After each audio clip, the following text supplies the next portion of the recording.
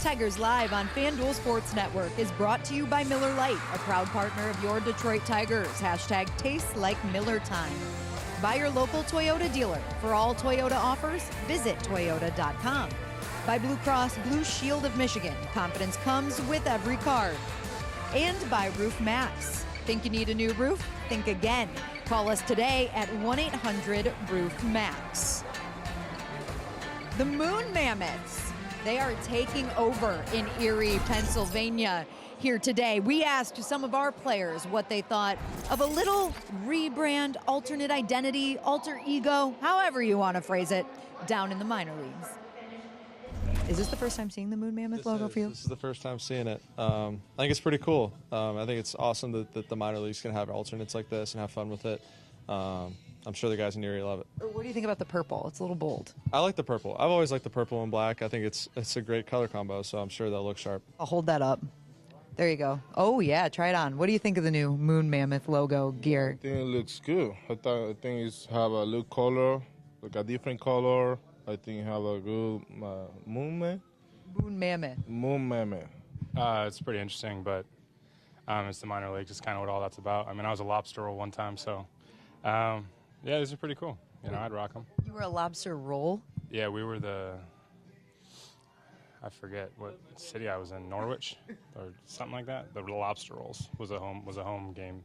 We had hats and everything. It was awesome. Do you remember the logo? I'm assuming it's a lobster roll.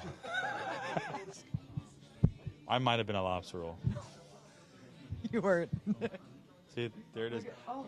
I might have been a lobster roll. That was in like Norwich. You were in. I was around when that was. Was that? I was there. Oh. I played there. I would have never thought of Mammoth being from the moon. So definitely good idea.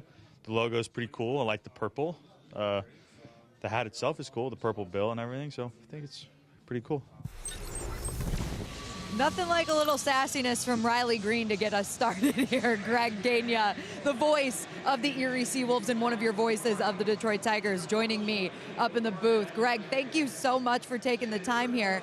This is a really exciting thing happening in Erie, and I think everybody's been really excited to actually see these uniforms and the way that they're going to look on the field tonight. Well, I mean, sassy Riley Green just said it best. I mean, it's been great. You know, it's such a spotlight shined on one of the smallest communities in all of professional baseball, and we were lucky to get picked for that. And so it's been a whirlwind over the last, I'd say, month and a half. But it's been all positive, which is good. And you know, I got word that the crowd was sold out tonight, and the place is rocking. And they got their first look at Fuzz E. Mammoth, the new mascot. So it's been great.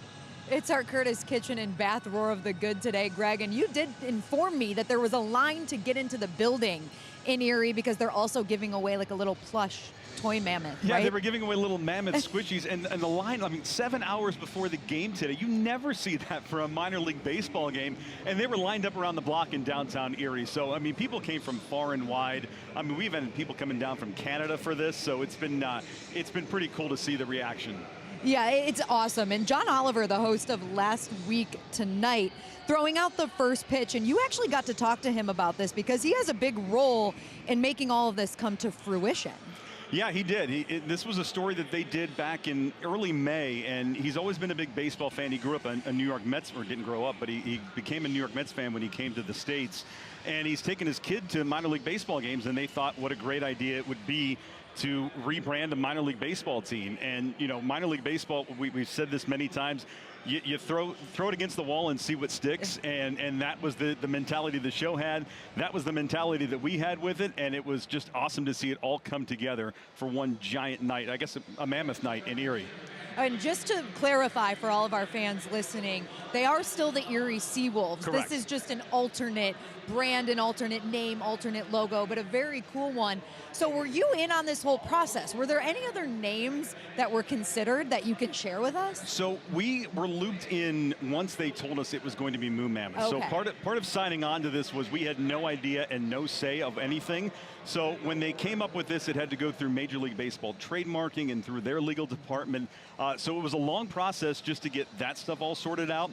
And then we got to be a part of the creative once we found out what the name was going to be. So they showed us, we loved it, and then from that point on, it's been smooth sailing ever since. But a lot of work went into this. Greg, I know you love calling Tigers games and Absolutely. being here on Tigers radio.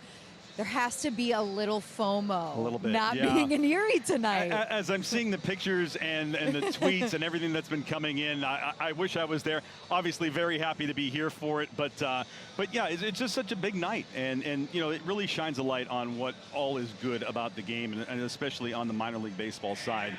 We do this stuff for 69 events a year. Every minor league baseball team has this has 69 home games, and it's just fun trying to come up with new and interesting ideas. And so, when you can see a sold-out ballpark and something that is bringing not only national attention, but international attention on little old Erie, Pennsylvania, it makes it really cool. And John Oliver, that was a pretty good first pitch. I don't know about the catch behind the plate there. Well, the catch was actually by George Moon, who the Mammoth was named after. Oh, I mean, the show did such a deep dive. I mean, who goes on a recreational scuba trip in the middle of a lake in nowhere, Pennsylvania, and finds a mammoth bone? And his name was George Moon, and he was forever known as, and the mammoth was named the Moon Mammoth. Amazing. After he discovered it. So it's such a cool story, and again, such a deep dive the show did on this. It just made it that much more special with that local tie-in.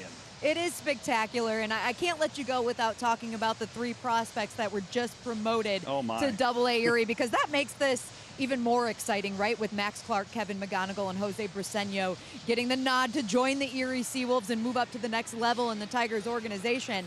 How excited is everybody in Erie to have the 3 of them there and watch their careers progress? Well, we joked about it when they first got here. Their first game was going to be in Star Wars jerseys. Their second game was going to be in Moon Mammoths jerseys, but 3 supremely talented, and they're only 20 years old. Max Clark already 2 homers. He homered in his home debut, so that already endeared himself to the crowd at UPMC Park last night. But yeah, 3 supremely talented athletes, and it's amazing their bat-to-ball skills as 20-year-olds and their strike zone awareness. And I had a chance to talk with Scott Harris about this yesterday down on the field, where I've never seen so many young players. I mean, it's a fraction off the plate, and they're taking it. And you don't usually see that kind of maturity at the plate from guys that are that age. So we're looking to see those guys grow, and hopefully they're not in Erie very long. But we're going to enjoy the heck out of it while we've got them there.